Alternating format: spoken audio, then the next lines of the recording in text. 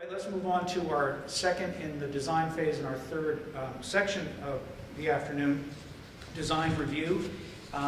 That's part of the overall design phase, but there have been two issues that the BCA has identified as potentially problematic with design review. One is that commissioning-related design reviews are being inconsistently performed and frequently miss the basic purpose and intent of a design review. And then the second one is clarification should be provided, just what we're talking about, on the role of the commissioning authority in the design review process versus the role of the designer of record. And I think Mark just teed that up interestingly, and we'll turn it over to Severia to talk about it a little bit more. Thank you. Yeah. Mark actually made a great point. I think he read my notes beforehand. One of the nice things about being a commissioning provider is you get to provide insight on behalf of the owner, but you don't have the professional liability as far as putting a stamp on it. So you're giving suggestions and thoughts, but it's not you who's redesigning the system. And as Mark said, one of the things that is really important with the design review is to understand your role as a commissioning provider, in that it's not up to you to say why are you using this type of manufacturer over this type, or why are you going with steam instead of hot water. It's really to say, okay, I understand what the OPR is, I understand what the owner wants. Now I'm going to review the basis of design and the design documentation in such a way to ensure that it's being met. I'm not adding my flavor. I may make suggestions, but it's really not up to the commissioning provider to recommend major changes. Some of the other things that I like to say, it's important as a commissioning provider, whether you're a rookie or seasoned person looking at drawings, is to know once you get those drawings, they're going to be used by various different personnel. You're going to have construction managers looking at them, mechanical contractors, you're going to have vendors looking at them. So you almost need to keep in mind the big picture of what is the equipment supposed to do after it's been installed. Again, tying back to the OPR.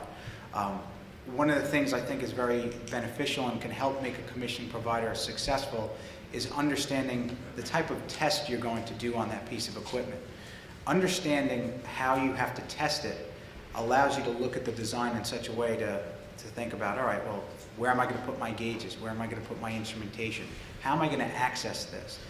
And then keep that in mind for the operators. Again, being closely involved with some of the union schools in the city, I always get to hear the horror stories from the operators of, well, they put it in, yeah, it works, but I have to cut a filter in half to get it around the pipe that they use to block the entranceway to the unit. So one of the key things to keep a design review successful is to understand the OPR, understand what the facility is supposed to be used for, who the maintenance staff is who the maintenance work is going to be turned on to, the staff's capabilities, right? Are you putting in some very robust, fancy control system, and it's in a school, and all they had was a janitor before that turned the building on by flipping a switch, and now has this, direct digital control system, and they want to know, how do I turn that thing off at night before I go home, right? So it's important to understand the players involved and what the owner wants. And then when you start looking at the designs, know where you stand. Sam made a great point of, looking at the designs at different phases. Are you looking at a schematic design set, a design set that maybe is only 25 or 50% of the way done? Or are you looking at construction documents, right? Maybe I don't need to focus in on a lot of detail if it's in schematic phase. We just need to know that there's going to be a air handler, 2 chillers, a boiler. But if it's construction set and it's going out to bid soon, well, I better not see any blanks anywhere. I should see all the ductwork connected to something at least. One of the other key aspects with the design review is understanding how the issues or findings are going to be addressed. And I think a lot of that stems out of the charrette, stems out of good communication, stems out of the commissioning plan, but I'm going to go through the drawings. I'm going to put together my list of questions, comments, findings, what have you. I can't just turn that into the owner. Sometimes the protocol dictates that I hand that over to the design engineer, and then the design engineer, he or she will sit down with me and we'll have a conversation about my questions, and we'll talk it through, and maybe the issues come off my list or they're addressed, or maybe there's something that you now turn up to the facility team or the operators or the to the owner and say, all right, well, we've got to this point, the commissioning agent made this, has this finding, we want to address it, but we need your direction, right? You need to understand, while you're looking at the drawings, what's going to happen when you find something wrong, what's the protocol and the communication process. I like to also coordinate in such a way that anything that I identify, I share with all members of the team, because I might see something as an issue, but the chief engineer may say, no, that's not a problem, we'll get around it. Or the chief engineer may have been, unfortunately, burned in the past by a specific instance and says, you know what, I insist on this, and it's something I would have never thought of. I had a project recently where the chief engineer wanted a steel beam above his chiller, and I would have never looked for that. But the chief said, you know what, I know at some point in time, the next 20 years while I'm here, that compressor is going to fail. There's right now nothing above it to actually chain fall and get that piece of equipment off. And there's not enough room around it to bring in a mini hoist. Put a steel beam above and I can have something to attach to. Easy, quick fix, but you know what? You just involve the chief engineer in the design review process. They love it because now they're already thinking what happens 15, 20 years from now when it fails. And it's an easy fix, better than having to put that in afterwards, or do it after the equipment's been installed. Some of the tips and tricks I would share with a rookie is something that I learned, and I'm kind of partial to the area. My start was actually commissioning on aircraft carriers, so being around here brings me back many memories. But when I was coming up, one of the things someone once told me was, if you like to color, commissioning's perfect for you. Because you take a set of drawings and you pick a color and you say, all right, this is my supply air temperature. And you color all the ductwork in. And then you take another color and you say, oh, this is my return. You take another color and you do chill water piping, etc. Not only do you go through the system in a detail that you're looking at every connection, but you see the interactions between the systems. You see abandoned ductwork, or ductwork that goes somewhere and then stops. You find diffusers that are connected to something that they shouldn't be. You find mistakes that you wouldn't see if you're just looking at a set of drawings in black and white. So even if I get them in CAD and they're in color, I still like to color them myself because it's a nice familiarization process for me. Plus I get to relive my kindergarten days of coloring in lines.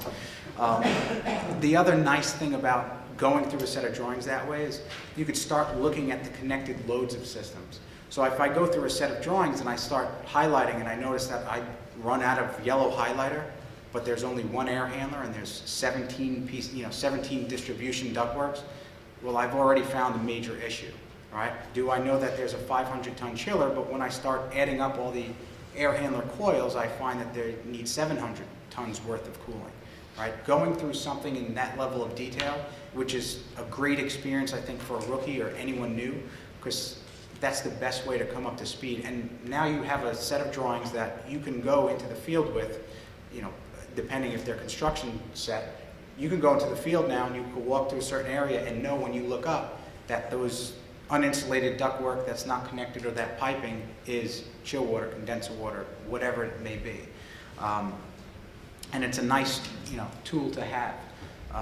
And lastly, when I go through drawings like that and I see something that is a major issue or a major item that I would say, this is where, I call them sore spots. This is where you're going to get hurt when we actually go into construction, because if I'm looking at the drawings and I can't figure it out, then some tin knocker is not going to be able to figure this out. Well, once I know that, it helps me when I get into the construction phase, because guess where the first place I'm going to go to is? That sore spot that was on my drawing that we had, two email chains about, that's the first place I'm going to look, because that's most likely where the first issue I'm going to find is going to be. So that's my process with the design review, and I'd open up to my colleagues. Maybe they use different colors than I do. A lot of times I see projects getting into that coloring process, which is very a useful exercise, but they don't get into that process until the building's been lived in for a year and things are not working and you're trying to figure stuff out. That's the wrong time to be going through that process for the first time. You want to catch it beforehand. And maybe it's a design issue, maybe it's an installation issue, who knows, but if you've gone through that process during the CD phase, you hammer it all out right then, and it's just 10 times easier knock out, and there's a lot less angry phone calls at that point too. Is there a question? Yeah, obviously, none of you were around when they built the convention center in Philadelphia, firstly. And secondly,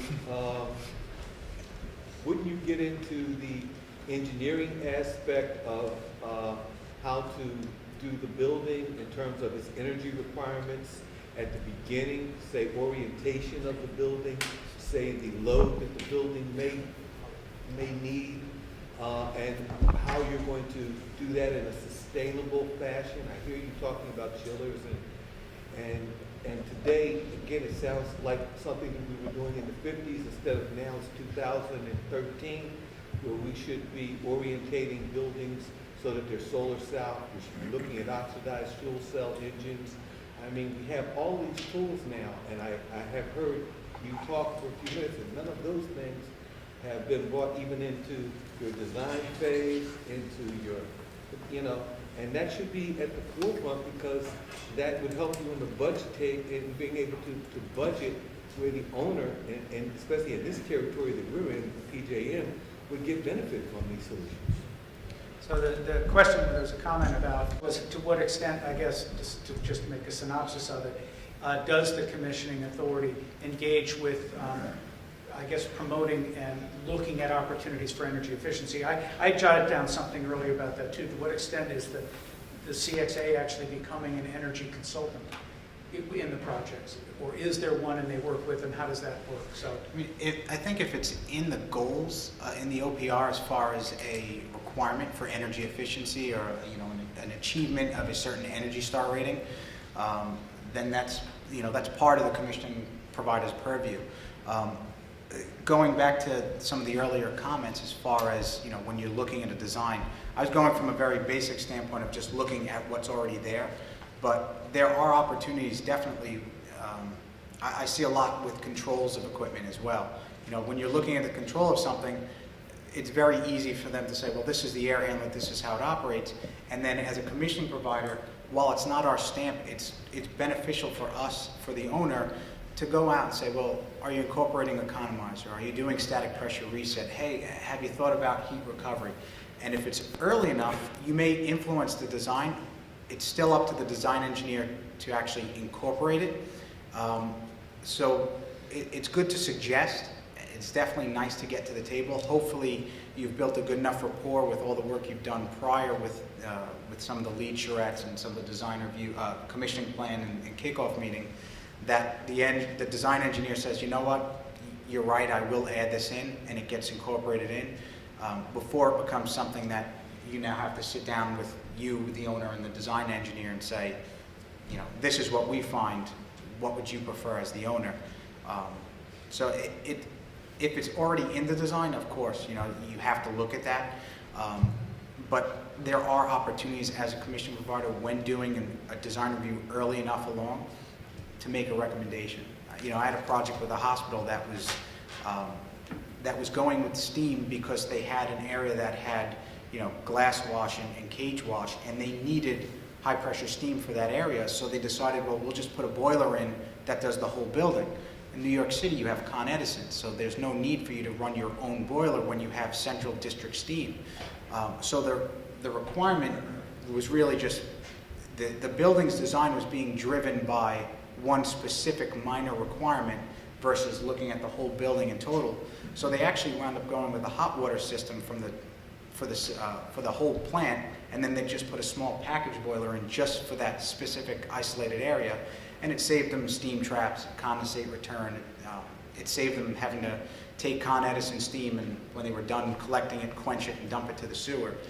And it was just a conversation that came out of the design review. It did change the design specifically, but it was the design engineer who took it upon himself to say, yes, we're going to go with your recommendation. If he would have said, you know what, we're putting our own boilers in, then it's up to the owner to make the decision. Then it becomes a little bit, confrontational at times. Yeah.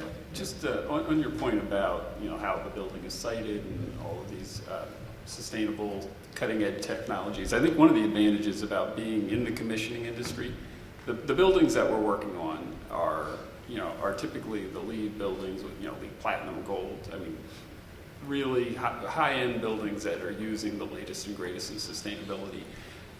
And so we're working on some of the coolest projects that are out there. And two, as a commissioning authority, you get to see a lot more projects perhaps than other project team members because of our role. And we get to see projects from pre-design, design through post-construction and occupancy. We're there trying to verify that it works when it's occupied and seeing energy performance, 1 year after and so forth. So we've got such a unique perspective in such a number of buildings that I think it's really beneficial for us to be able to participate with the design team.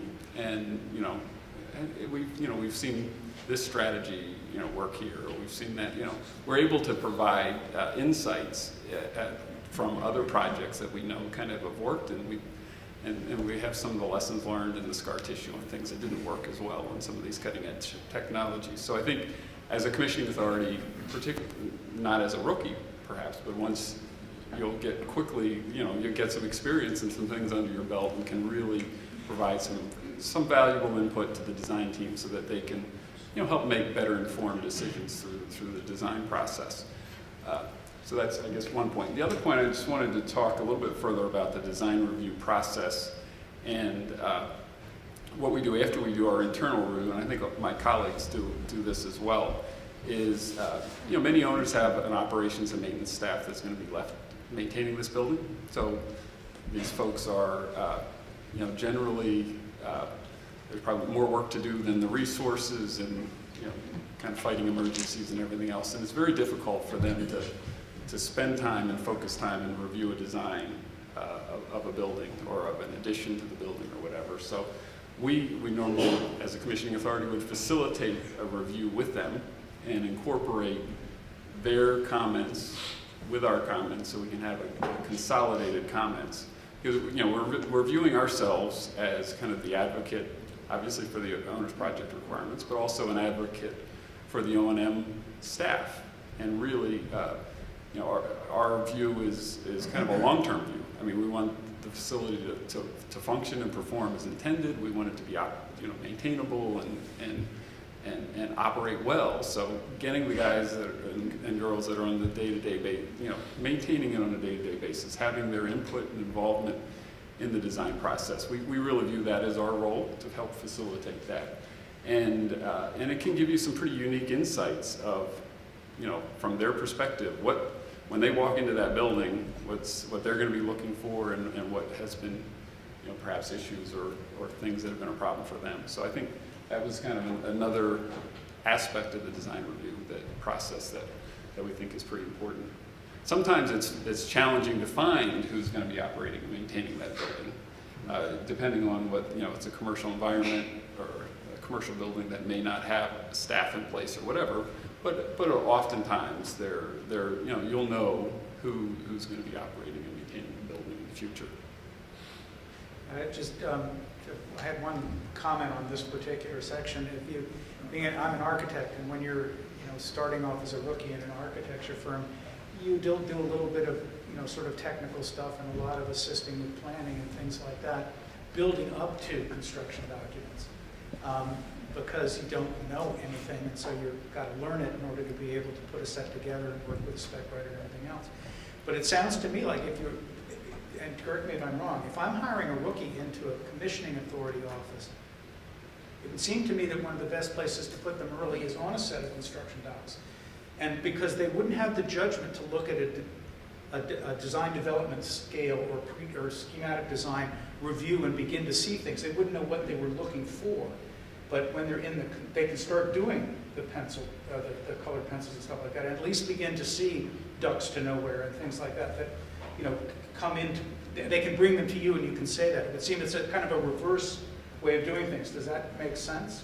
So if you're out there, rookies, start looking at construction docs if you want to know your way around a set before you get hired.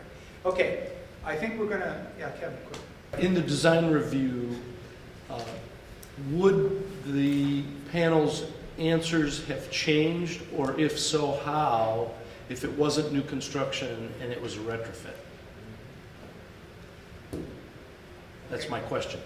Okay, quickly, just to repeat the question, would the basic structure of what you're talking about and the issues that arise in a design review, is it different from new to existing, to retro commissioning or existing building commissioning?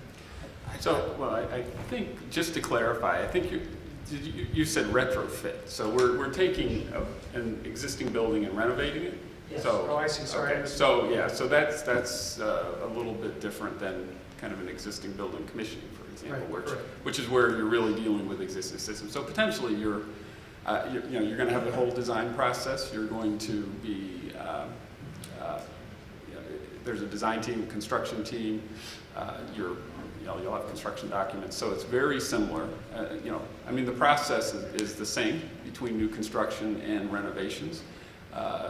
There's the additional aspects of you've got some physical constraints with your existing structure and what you're trying to save and salvage and so forth. So the process is really the same, and I think there's just some nuances within the constraints within the building, and those can be pretty significant if you're tying into and connecting to existing infrastructure. You've got the building's sited where it's sited and facing where it's facing. So there's some real constraints that you have that you need to kind of work around and design around. But overall the process is would be the same.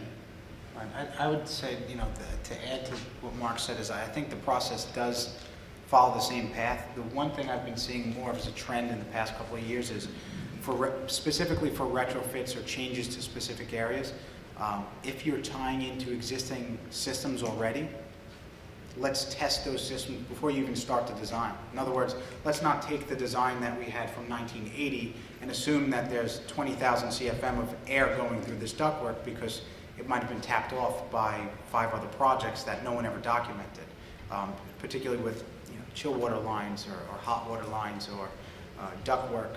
One project that I had recently had ductwork where an engineer said, all right, we're going to retrofit this area. Well, there's this big branch of ductwork here. We're just going to tap off of, we only need 300 CFM for this room. And this hospital was actually adjoined to a university. And that ductwork that went through that room that on the drawing looked like it was part of the hospital actually was fed from an air handler in the university that was shut down at night. So you would have had a room thinking it was getting air from an air handler that they had control over. Meanwhile, they were stealing air from another building that they had absolutely no control over. So the design review process is the same thing. You still do all the steps, but there might be some pre-test work that has to be done before the design engineer really goes to town with developing it, because is it really 5,000 CFM or is there only 3,000? So you don't want to turn over something, starting already behind before the design starts. Yeah, any time you're going to reuse existing infrastructure or tie into existing infrastructure it's tricky, and we are seeing the commissioning authority being looked at to really help deal with some of those issues, and we're working on the hospital 12-inch chilled water main that we were going to connect into as part of a major renovation, and we did our investigations before we started design, and it was an empty future riser that didn't connect to anything. So, but the designer was ready to design and tie into that thing. So it really becomes tricky. It's easy to do a gut renovation. Well, easy, but when you're reusing things or tying in, it's fussy, and I think the skill set that commissioning authorities have, I think we're pretty savvy in the field and know what the heck we're looking at and can dig into things and sort things out. And I think that's a skill set that's very helpful early on in some of these activities that typically isn't a strength necessarily of a designer.